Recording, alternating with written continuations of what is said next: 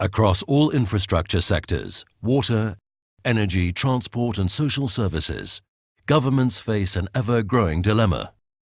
Traditional public procurement falls short of bridging the gap between available public finances and infrastructure development needs, both in advanced and developing countries.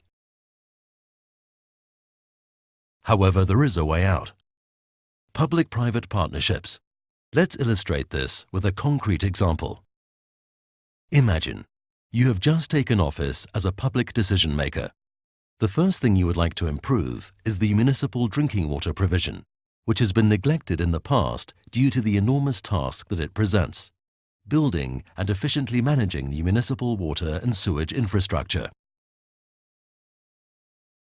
To tackle this challenge, you decide to share not only the construction of the municipal water and sewage system, but also its financing and its operation with the private sector through a public-private partnership agreement. Public-private partnership does not mean the privatization of your water services. In a PPP, the state continues to be the owner of the water infrastructure and accountable for the provision of good drinking water to the people. With the PPP approach, your government sets the stage and drafts a first plan. You then launch a competitive tender to identify the best offer from a private partner who will finance, design, build, operate, and maintain the project. Your private partner recovers his initial investment through service fees paid by the government or by the users directly. Your role is to supervise the public service provision in the best interest of your citizens.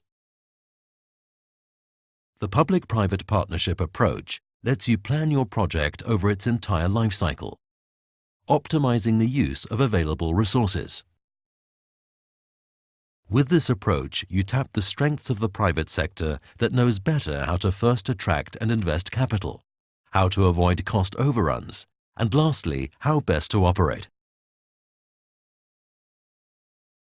Finally, public-private partnership allocates specific risks to the partner that's in a better position to manage them, and these are tailored to the individual project. You, as the public actor, are best suited to control such risks as permits, legal frameworks, and changes in jurisdiction and regulation. The private sector mitigates best risks related to design, cost-efficient investment, operation, and technology.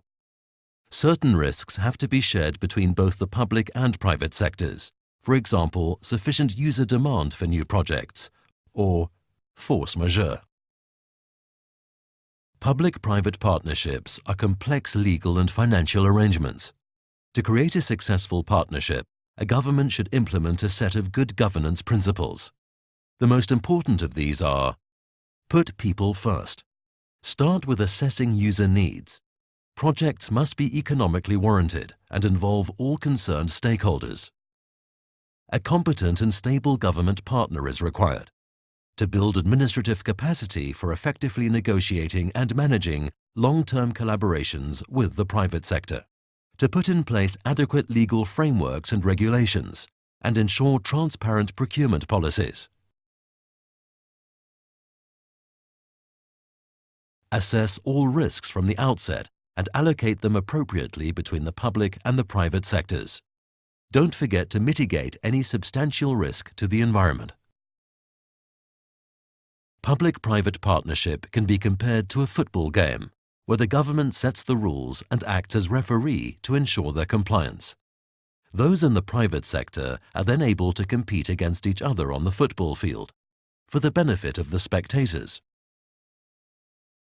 The game ends with the expiry of the PPP contract and the handing over of the public service back into your hands.